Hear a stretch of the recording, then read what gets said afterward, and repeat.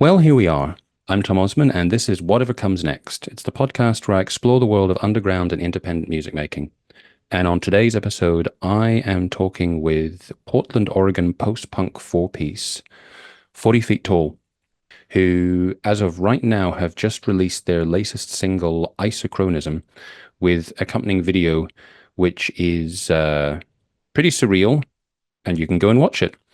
And so we're here to talk about the song, we're here to talk about the video, we're here to talk about the band's history, various releases, live experience, recording experience, and yeah, I need to catch a bus.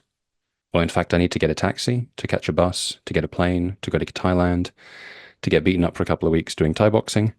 So I'm not going to talk much longer. I'll save everything else for the description of the video and the audio.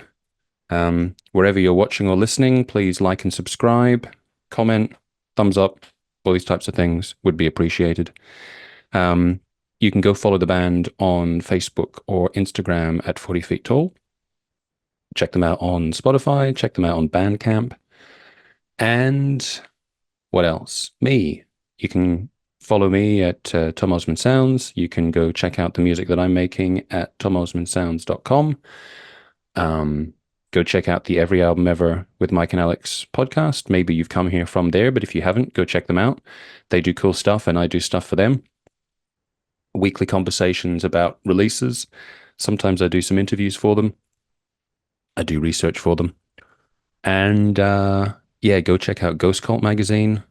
I am now the managing editor. And go check out, I don't know, do something else. You can find me on Instagram. You'll see what else I do. And yeah, I think that's it. I'm going to play a clip from Isochronism, and I'll play the full track at the end of the episode. And yeah, I guess I'm going to be editing this episode in Thailand. It was not my intention, but here we are.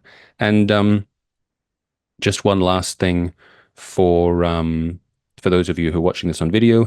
I guess you can't see it because of the way I'm sitting, but if I just stand up, if I stand up from the squeaky chair, you can see that in honor of dearly beloved Oxbow, who very sadly for interpersonal reasons between the band, it appears have broken up.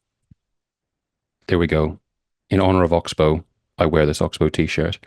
And with that, I say, 40 Feet Tall, take it away.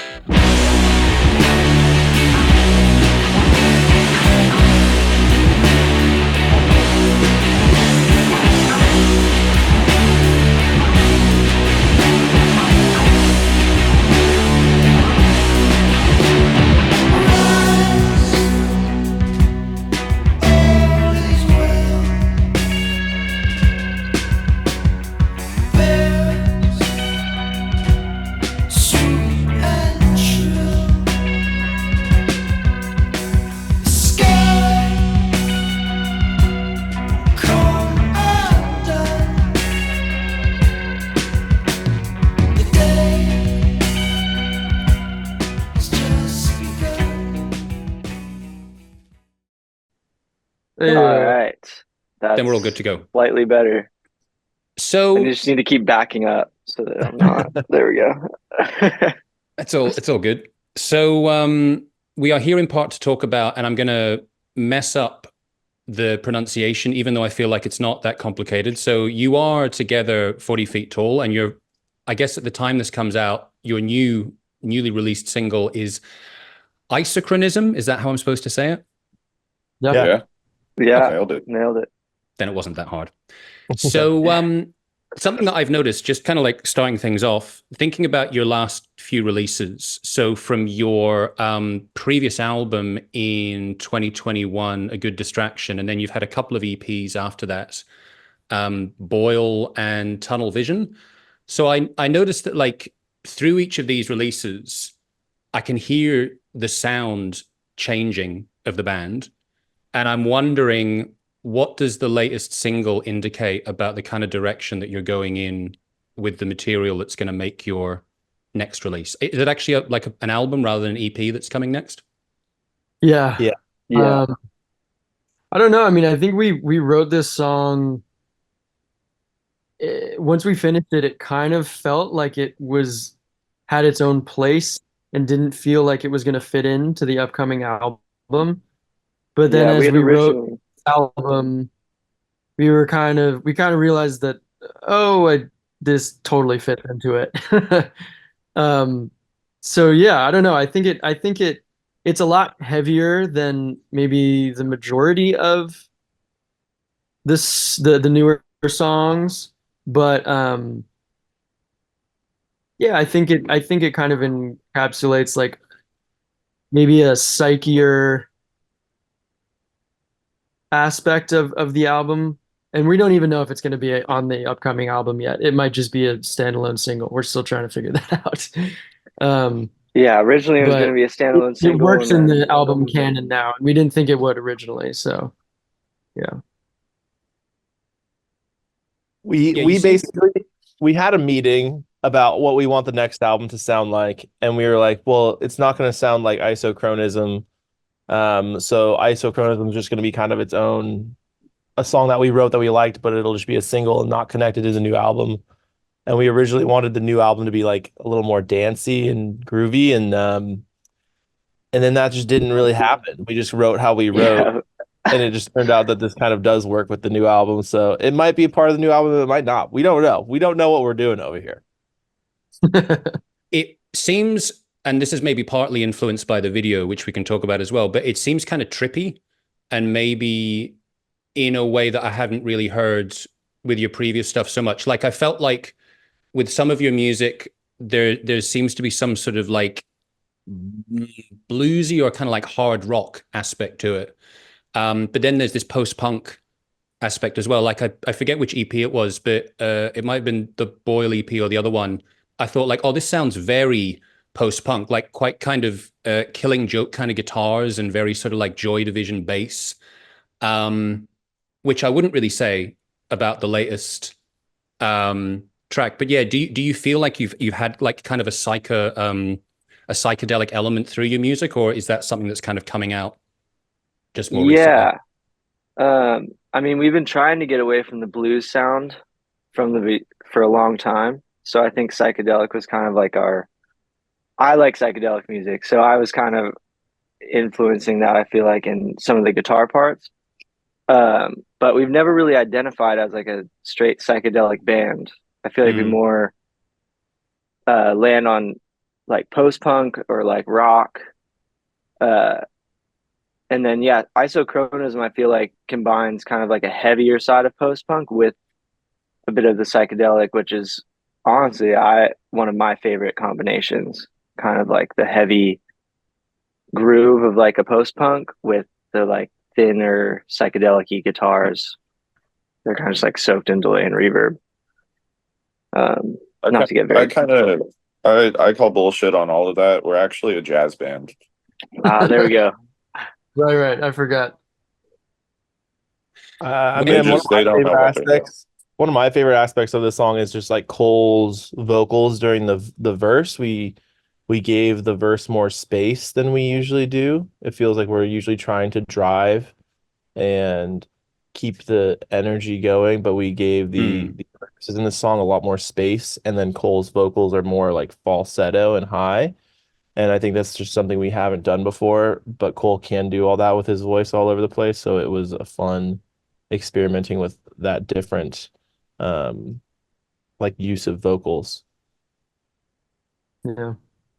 Yeah, we danced around the vocals a lot more. What was the recording like compared to other recording sessions you've done? Because I guess you've done quite a lot over the past 10 years together. Do you tend to record the same place? Are you working with the same people a lot of the time? Same producer. Like yes and no. But our friend Will's, he's in this amazing band Shadowgraphs, which Ian drums for, and he's just like one of those Renaissance people who's fucking good at everything and needs to save some of the rest for the rest of us. But he has this incredible home studio, and yeah, we decided to record this there, and it sounded great. He dialed it in. Cameron Spees, who we worked with in the last two EPs, um, mixed it and produced it. But yeah, Will's home studio was unbelievable. It's so nice. So it was a little bit of a different experience in that, I guess the confines of recording in a basement and having the control room upstairs, and albeit an amazing basement, it's just he's built it out so well. Um, but yeah, I don't know. It didn't it felt pretty damn good, and I think there was something that was kind of nice about it being in a house. It didn't feel as um I don't know. I think we were a little more relaxed, which was kind of yeah. We also didn't, I mean, we were only recording two singles, so we didn't have as crazy of a deadline. But I think there was a nice aspect of you know, yeah, it just felt also more relaxed. thinking about it, we've recorded in a different place every single thing we've made. We've Yeah. never had a single, like every like recording is a different studio, whether that's this kind of Yeah. like, it's hard to call it a home studio because like the equipment he has is like professional grade. Like even the studio that we recorded in the two EPs, like the Cameron had borrowed some equipment from Will's. Right. So, Right. it's Yeah. just because it's in his house, it was kind of nice. It was just, The it home was studio relaxing. doesn't capture it perfectly. But Yeah. A studio with a an studio avenue that's in a address. house. Yeah. But it was, I mean, these songs we've been playing for a while. We've had it like the Isochronism, I think we wrote like a year or two ago, year and a half. So recording it was kind of a breeze, which is awesome. A nice feeling when you like play it and it's like 2, 3 takes and we had like Yeah. the main pieces done. And then it gives us a lot more room to like kind of add in the layers and mess around with like the vocal effects and the guitar effects, once we had the drums and bass and like honestly the core guitars down pretty quickly. Well, once we got the triangle down, then everything just kind of fell into Yeah, place. that was Triangle? Yeah, there's a Yeah, triangle. baby. Ian found one, and we were like, dude, no way. And he's just like, let me cook. And it was amazing. Yeah, he just had one note in the whole song of a triangle, and it worked really well, and it was really fun to watch him go down to the studio with a triangle. We also usually record as a full group together, like in the room, in a room, and Yeah, this we was do our live first recording. time. This is our first time having, because there just wasn't enough room, and since it was in our friend's like home studio, that there wasn't space for us to all be together. So we did bass and drums first and then guitars, which we don't usually do, but um worked out fine. Now, I want to get into talking about some of the band's history, but before we move on from Isochronism, I want to talk about the video. So, Brett, you were kind of involved with directing, or you sort of scripted it, or what was your part with the video for the song? Yeah, so I directed it and wrote it, and kind of I've been Brett my did it. yeah, I love making music videos, and I feel like a lot of times we have a lot of friends that are really talented, and we've used them for a lot of our old music videos, and I've always been like heavily involved with it and helping them. But this is the first time where we were just gonna give it a shot where I got to direct, and it was really fun. It was really stressful, and I didn't one of my friends from California, he drove up to we talked on the phone like the week before. He's like, "How are you doing?" And I was like, I'm fine. I'm like, I'm nervous about making this music video happen. He's like, "Do you want help?" And I was like, "No, I got it." And he's like, "Okay, I'll be there like next weekend." And so then he drove up and like He he read the helped me tone out. of your voice. Yeah. He knew I was in trouble without me having to say it. And so he came up and He helped us out big time. His name's Cooper Davis. And so yeah, we just took a weekend to I made those weird ball masks from Yeah. paper mache, and that took me like, ow, I did not realize how much work that was going to be to make those masks, but I would like wake up and I would just start paper macheing, and I would go to work, and I would come home from work, and I would just sit down and paper mache for another like 4 or 5 hours. But yeah, it was just a weird idea, and then we just went through with it, and my friend helped us film it, and everyone dealt with my crazy ideas, and we got it together. And how do the rest of you feel about performing in music videos? Is that something that you enjoy? Yeah, Yes, definitely. yes, and no. I'm very I I think don't. this one specifically, like Brett was just working within such a short timeline, which I mean maybe I Yeah, guess we had maybe originally planned it on was just we releasing had this in May. yeah we had such a So short timeline, and I don't know, yeah, it was a lot, but I think outside of like the normal stresses of getting something done and whatever, I think like being creative in a way outside of just purely music is really Mm. fun. Um, yeah, this one was stressful for sure, but it's I think it's always a really fun I like process. having the music videos and I like watching them when they're done.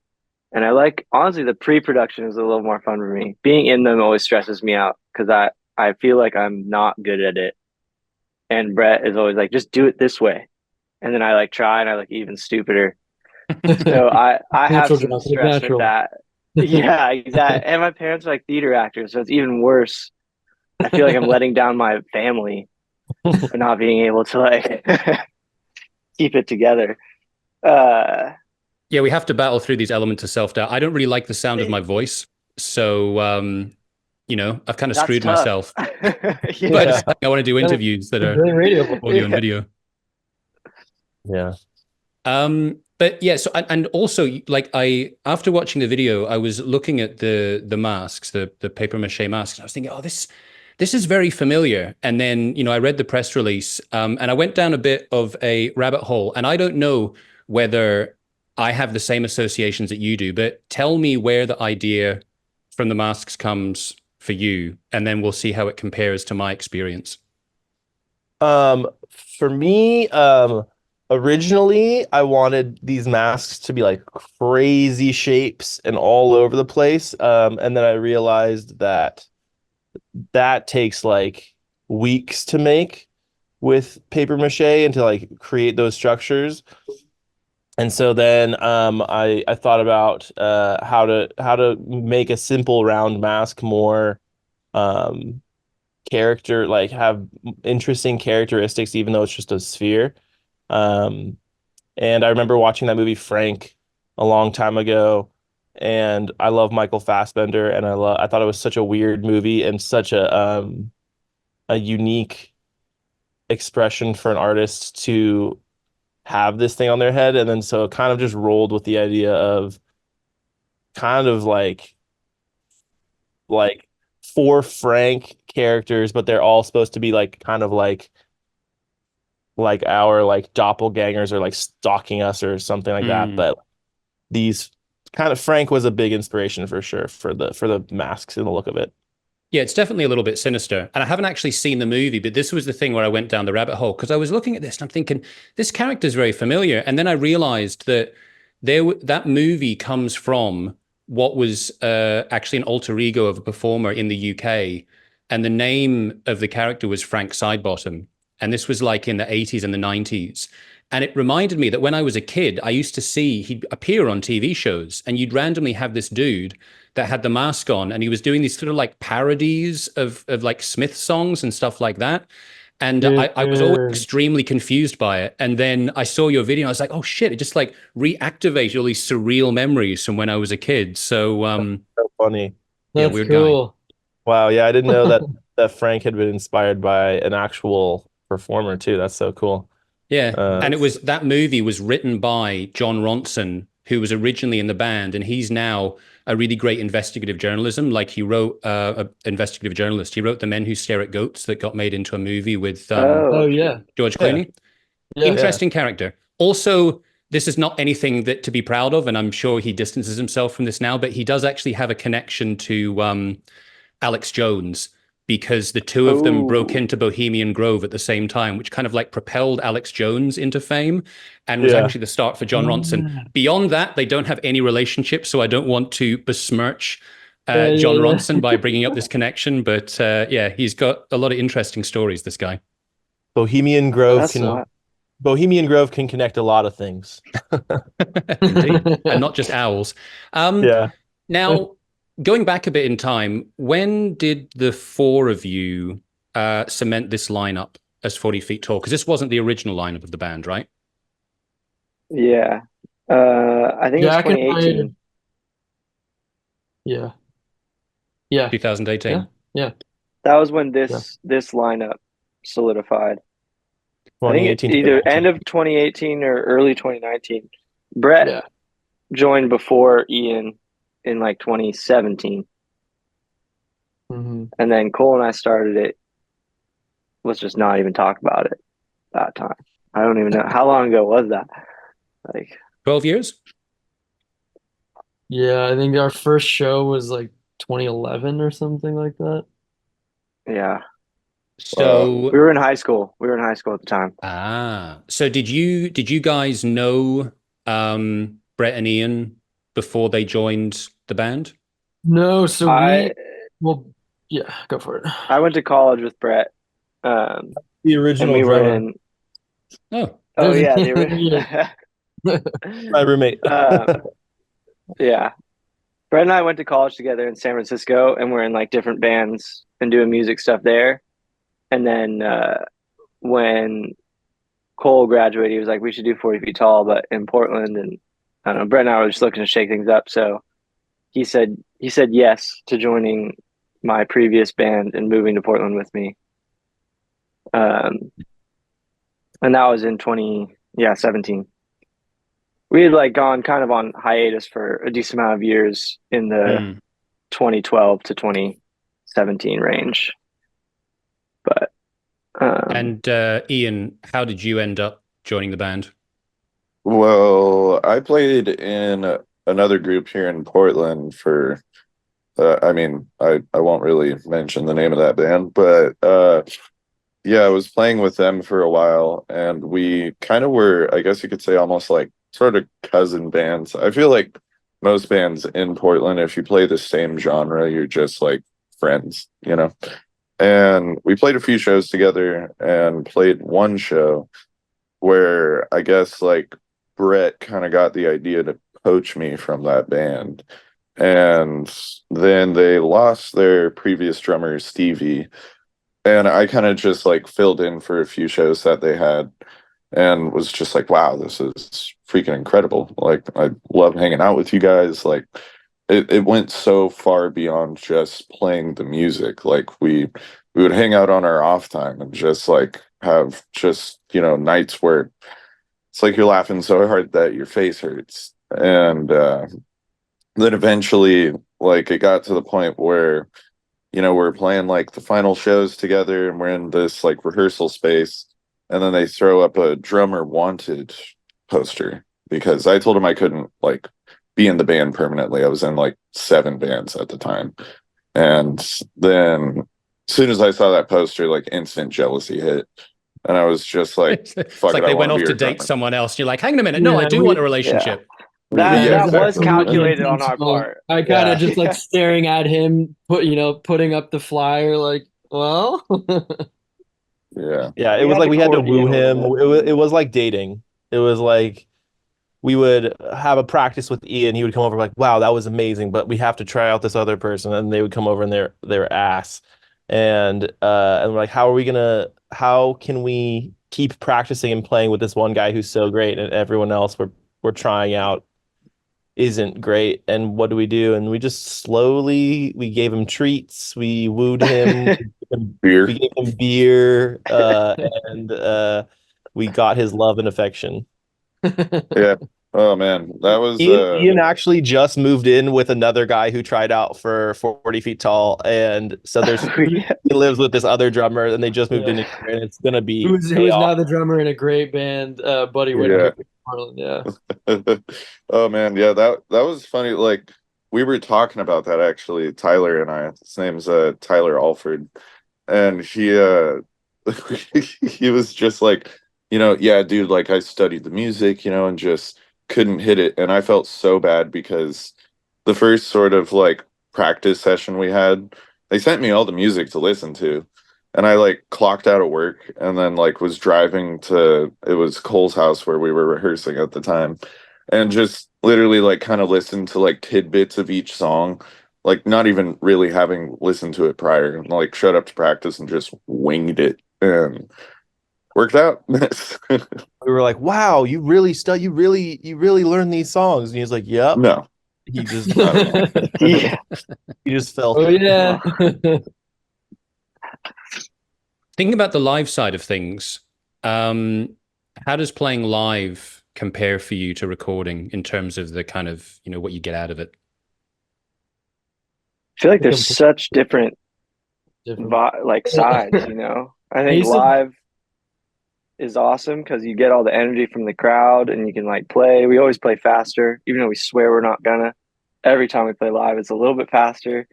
And I mean, you're just feeding off like each other and the energy in the room, and like that experience of like feeling everybody being stoked, you're getting hyped up and like performing in that way, I think is incredible and like one of the greatest feelings to have. And then recording, I think, is awesome and amazing in a different way because you can like really dial in like what you're trying to get. You can like kind of figure out the flow differently. You can be like, okay, no, we want to stick to this pace. We want this sound to be this way. What if we layer all these things? And that's like always like a fun aspect that live, you're kind of like, even in our songs, we have like more tracks than what we play live. But I don't think it's really that noticeable live since the energy is kind of like a main component of our music and our live shows. Well, we had a kind of a case in point situation where we had finished recording this album, and we finished on Friday, and then we're going up to Seattle to play a festival.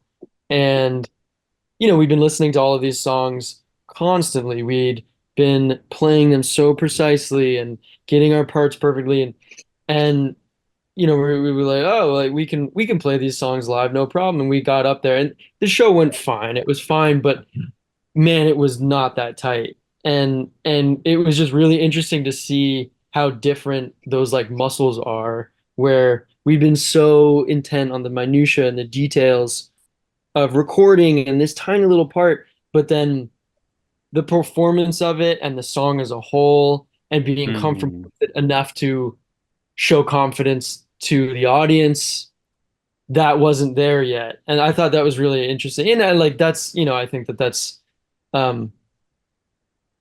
I don't know. I think these songs were form wise a little more complicated than what we've been doing before, maybe.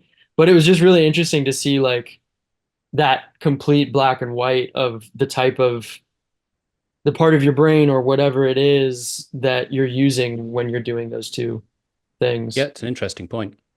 Yeah. Well, I think at that show, Ian's drum kit. Ian was playing so hard that his drum kit by the end of the show, it had scooted to the front of the stage. He was like playing, and then Cole is behind him, screaming into the mic, and it's just like it just goes from that like a calm room where you can sit down and be in your sweats, or like just be sitting there and like having a cup of tea while you're still playing like this heavy rock riffs and these big pieces, but you're feeling calm and mellow, to going from that to being in a room full of people and then stuff going wrong and chaos and sweat and crowd surfing and mosh pits is like so different. And the energy is so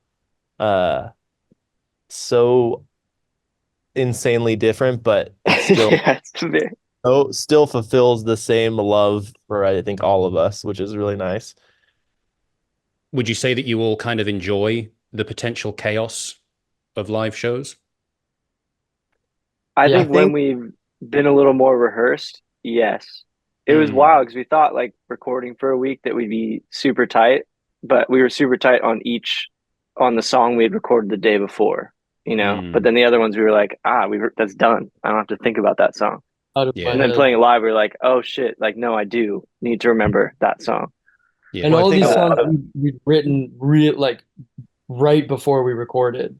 These were all pretty new songs, whereas Mm. Isochronism we've been playing live for a long time. yeah, that one Um, rocked. yeah, nailed that one. Yeah, that was sick. Who um who books your shows? Do you book your shows yourself, or do you have a booker? Free We book our balling. shows ourselves right now. Aha. Yeah, We see we've this We're is had one of agents these yeah, in the past, but this is one of these things I'm really curious to get insight from, different independent DIY bands, is the way that they go about doing this. And it's also interesting for me because sometimes I talk to people who, started out doing music in the 90s or in the early 2000s. So it feels like it's sort of changed through different times. But what's been your experience together, or maybe in other projects, in terms of how you go about booking shows and, potentially tours as well, if you're booking a whole tour? well, we've had bookers in the past and we've had management in the past, and it does feel we never liked any of the bookers we had. It felt like we could have done the jobs they were doing better and gotten better venues that fit us better with better local support. And I think a huge part of that is like we have been playing for so long together and been playing in Seattle and in San Francisco and LA, in Denver at this point. We've built connections and we've built friendships with people that we don't actually need at the we do at some point we want a booker who can get us like the gigs that are yeah. opening We for we really Boy do or want a we booker want that's the good. for the yeah, we would love a booker, but right now we know we can do all the stuff ourselves better than a booker. A booker, we just want a good booker because it helps us save time and energy Mm, on our side, and we can focus Yeah, on the art more and writing new music and making more music videos if we don't have to sit at a computer for hours and like send people messages on Instagram. A huge way we do it is just like you find a band you like and you've played with them before and you hit them up and you're going to Salt Lake City, you want to play with the backhand, you hit up backhand.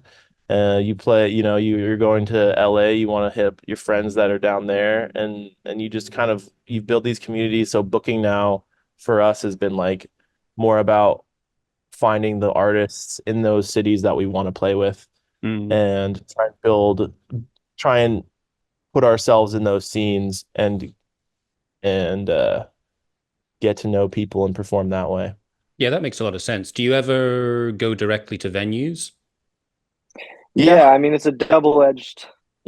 I think there's two prongs. We like have to email a bunch of venues to get like holds and the dates, and then we message bands. Mm. Uh, yeah, like locally we reach out to venues and then we reach out to bands, and at this point that is kind of streamlined.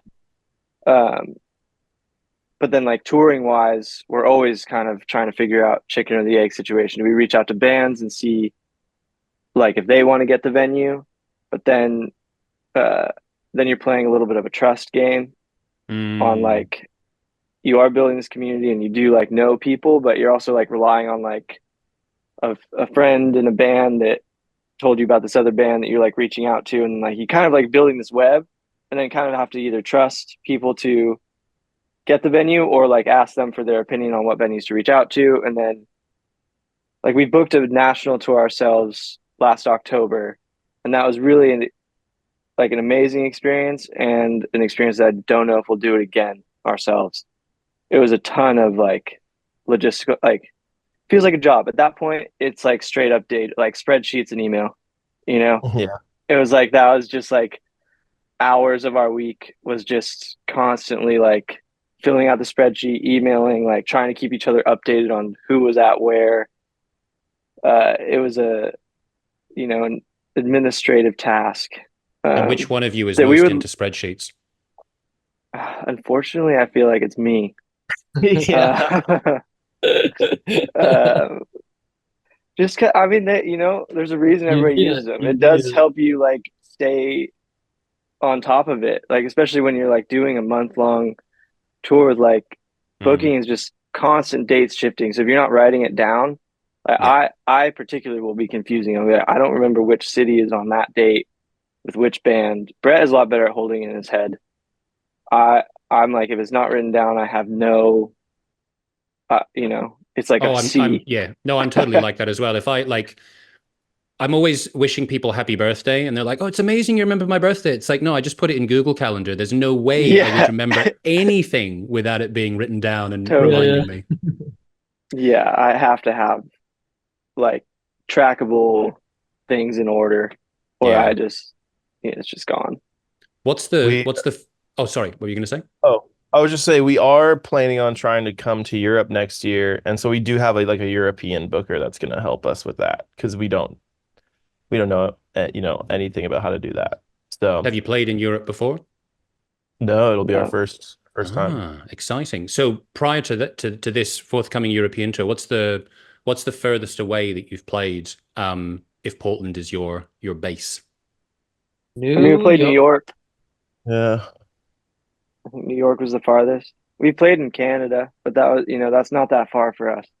Yeah. Um, yeah, New yeah, I York think for sure. New York was our goal with the whole national tour. We were like, we got to get to New York and back. And And did you have a van that you drove there? yeah, hmm we have a van. Yeah. We I mean, I yeah we think, like routed.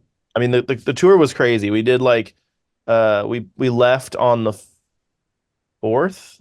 Did we leave on like the October? We left on October 4th and then got back to Portland on Halloween Day because we were opening for Frankie and the Witch Fingers on Halloween, so we knew we had to be back within 27 days, and then yeah, we played like 25 shows in 27 days or something Well, crazy. it was bookended. It was we opened for Shame in Yeah. Portland, and then had to get back. And we probably would have tried to do it a little bit longer, so we had a few more days off.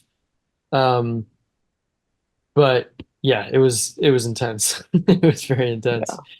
But And what's All what's the this, dynamic like when you're all traveling together and you're all sharing the same space for an extended period of time? Do you notice like, different members of the band having different kind of tendencies that kind of like come out to the surface? We're pretty yes. um just as we were long as really someone good doesn't up. try and just as long as someone doesn't try and quit cigarettes on the road, I Oh think we're yeah. great. Thanks. As long as we make sure that Ian has nicotine, we're pretty good. Uh Yeah. like As long as Brett stays calm, Ian has nicotine, and I don't get mean, we're normally this pretty, last this pretty, last tour was pretty good. good. We were good Yeah. up until maybe the last second to last day before we got back, and then I had an emotional breakdown. But besides that, really good. Who does the driving? We all do. All we of split us. it. We split it pretty as equally as we can. Well, Cole and Jack have both had broken feet on tour, so technically I would say Ian and I have driven the most. Yep. And in terms of like what goes on the car stereo, is there anything kind of like divisive, or do you all have pretty harmonious tastes in music? I feel like We We have different tastes, but we all like each other's tastes, I think. yeah. I mean, there's a yeah, ton of crossover. Yeah. Whoever's driving is often the one who's like fully in charge. I mean, the person in the passenger seat, that's their job to stay awake and make sure the driver is awake. And they're like kind of dealing with the maps and the music, but if the driver goes, nah, play this, or let's do a podcast instead, the they driver kind of gets to decide the car stereo.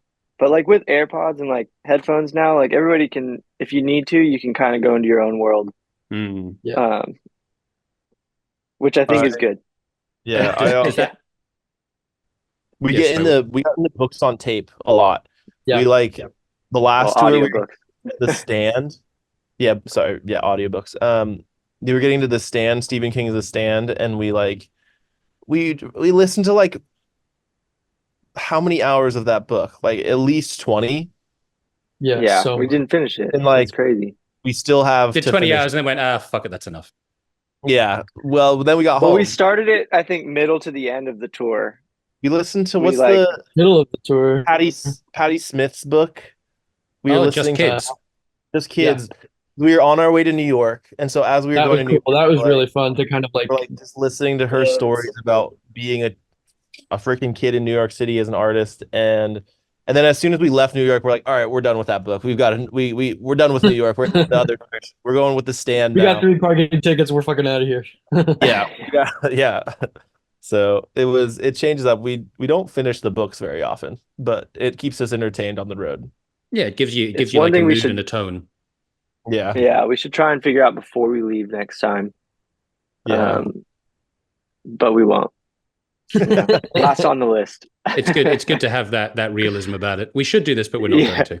I'd like to touch on your experiences with releasing physical music, because I think not all of your releases have had physical versions. Like, you've everything is sort of like, I think, digital as a benchmark these days. But I know that you've put out some CDs. I think you put out some vinyl.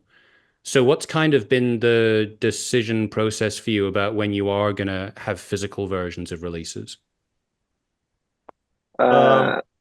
Since I've been in the band, I mean, the Good Distraction was released during COVID, and like we just weren't didn't gonna make sense to have physical. We weren't gonna spend money on product. physical stuff when we weren't gonna be out on the road, selling it. So we just didn't do that.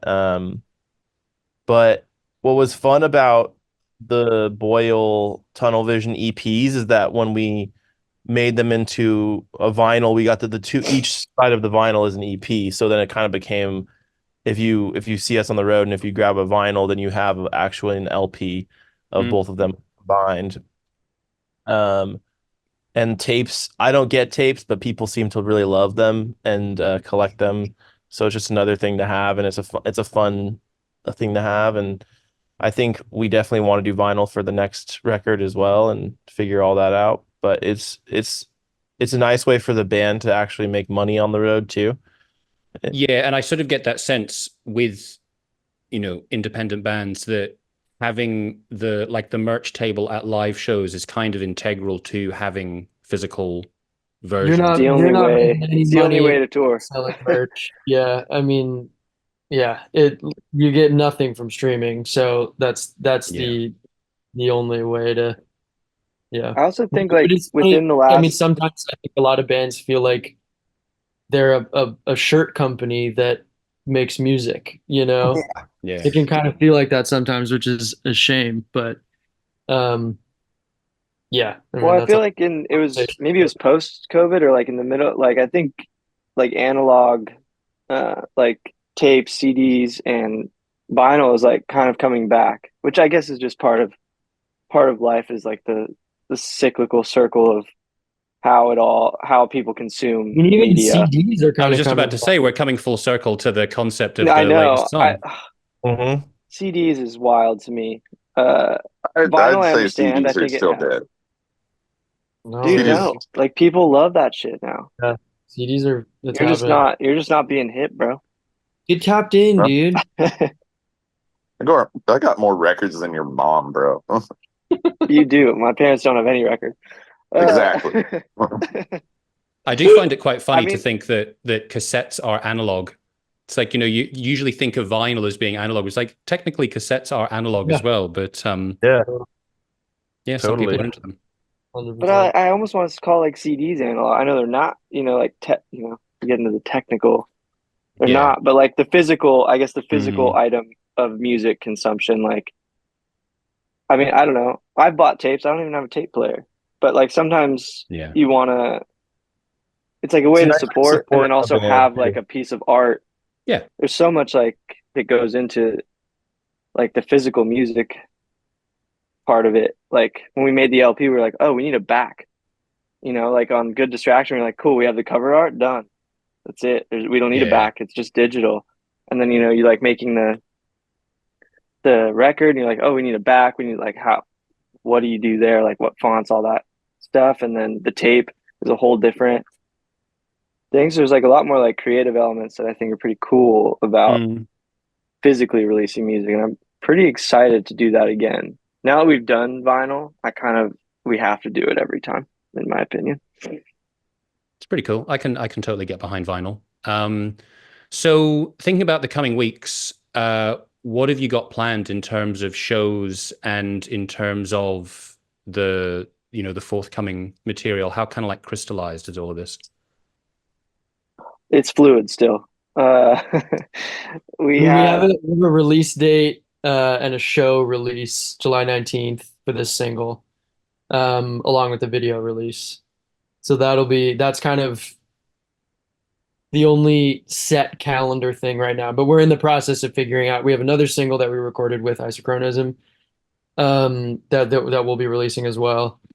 With the video, you got a really sick video made with that. Along with the video there. Very, very psychedelic, which is for a less psychedelic song. Interesting. Yeah, the song is less psychedelic. You can't pin us down.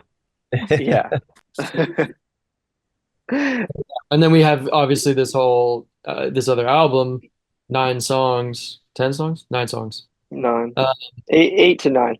We'll debate about that later. Yeah. With potentially 30-second little bits and skits in there. Yeah. And by that I mean little second. Yeah. But yeah, we're just kind of in the process of figuring out the schedule of release. And then July 19th is solidified. Yeah. And beyond that, we're going on tour. Everything is possible. Yeah. Yeah. I mean, the album will be released in early to mid 2025. It really just depends on when we get all of the assets done here. Like, it's still in the mixing stages, and we still got to get art and all of that. The next single will come out. What was that, Ian? Let's just release it tomorrow. Fuck it. Like, the people need to hear. So Ian doesn't do a lot of the planning. Hey, I'm a doer, not a planner, man. Yeah, I mean, we are planning on doing the European tour next spring, so the record will be out before that. And we will have vinyl, and we will have tapes, and maybe we will have CDs even. We'll have new merch. The thing is, we originally had these two the Isochronism, and then the next single after that's called Good For You.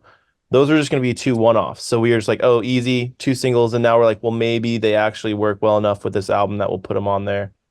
But we haven't decided that yet. So yeah. 2 the singles. Plan is to release singles for the next few months. Yeah. And I was interviewing someone a couple of days ago, and he brought something up which I'd never thought about before. He was talking about how a lot of bands now will find, if they're kind of like thinking about Spotify or thinking about streaming services, the algorithms kind of reward having more releases coming out. So that's part of the reason why bands will often now put out individual singles and they'll put out EPs rather than focusing on albums. Like, is that something that you consciously think about? Yes. I mean, that's why Tunnel Vision and Boyle are broken up in EPs, was so that we could do more singles, because we had like 4 singles, 2 off of each of those EPs. Yep. And then I think we're planning on having at least 4 singles off of this upcoming, because of streaming. And I mean, I think all, like, even the huge, like Charlie XCX that just released the huge album that everybody's talking, like Brat released like 6 singles on a 10-song album. It's like when Michael Jackson had Dangerous, he had 6 singles off that, and I was like, it's crazy. That's probably, this reference is too old for all of you because you're all about 10 years younger than me. I don't know the singles, but I know Michael Jackson. I've heard of that guy. Yeah. That's familiar. King of Pop. King of Pop? Self-proclaimed King of Pop. I would like everyone to call me the King of Pop. That's my title. Oh, he self-proclaimed that, man. Oh yeah. I think singles, it's just it comes down to, it feels like, unfortunately, like constantly having content to be releasing as an artist. So you make it with TikTok and Instagram and Spotify, you just have to constantly be releasing stuff. So yeah, you got to be visible. Yeah, spreading that out as much as possible. And and then you can cut up your music videos into little segments to put on all that stuff, and it's just that just seems to be the game these days. You're balancing the business side of it with the art side of it, and I think that you don't want to just fully adhere to whatever you're still it's art that you're putting out, and I think we it feels like we found a good compromise. We really wanted to put out an album, and and we're doing that. So I think that it's just always like a tough line to walk of like, when do you adhere to maybe the more sound business practice, and when do you just say, well, this is the type of thing I wanted to put out, so let's do it that way as an entity. So it's hard. Yeah. Thinking about everything that you do have coming up, so the releases and the shows and the as yet to be announced dates, what is where's the best place for people to go and keep track of all of that? Instagram is what we use the most, and then obviously Spotify for all of the songs. I mean, we're on all of the streaming services. You have your own website as well, right? Is that up to date? Yeah. Yes. Yeah. So 40feettall.com and at 40feettall would be the two ways to keep. No. That's our email. Yeah. So no one. That's why he's the spreadsheet guy. So no one undercut you and took 40 feet tall. You were able to just get 40 feet tall. Yeah. .com. Yeah. I was a little bit. Let me make sure it's .com, not .org or some random crap. But I think your dad was pretty instrumental in that. Anyway. Yeah, he made have it on our merch is all on Bandcamp, but that's on our website too. Yeah. No, I saw that 40, from the website links to 40feettall.com. And then that has links to like everything, Yeah. But if you want like show updates and stuff that is like very in the moment, Instagram is kind of the constantly updated thing with that. And which one of you is the Instagram guy who's doing the updates? Brett and Cole. I both do it. I jumped in yesterday, No post. Yeah. All right. That's an ever expanding thing. Yeah. Look, I'm social media. Yeah, I'm of this age that I'm kind of like suspicious of social media, but I do kind of accept that, as long as you use it in a productive way, then it can serve a purpose. You just got to make sure you don't get into just scrolling for no reason for hours. Oh yeah. We wish we didn't have to have it. The honest answer is like we wish there was a different way. But this is the age we live in. Here we are. Yeah. So Jack, Cole, Brett, Ian, thank you very much for your time. It was a pleasure to talk to you. Thank you so much. Oh, thank you. And I've enjoyed the song. I'm just going to call it the song because even though it's easy to say, I still keep freaking out every time I have to think about saying Isochronism. There you go. Nailed it again. You got it down. Yay! The small victories in life. I hope you have a really good reception when it comes out, and I'm looking forward to hearing the next single. And I will be paying close attention to when you're coming to Europe, and hopefully I'll get a chance to catch you guys on stage. Awesome. Thank you, Tom. Awesome. Thank you for having us. Also, there's one last thing I need to say before we end this. The Macs, they suck. The Macs. Yeah, you should check them out, but they suck. We got big time internet beef with those boys. Oh yeah. Oh man. All right. I take a dump on Joe's drum set. It's we should exit now. Yeah. Okay. Yeah. Anyways, thanks, Tom. Thanks, Tom. Appreciate it. On that bombshell. Farewell. Yeah.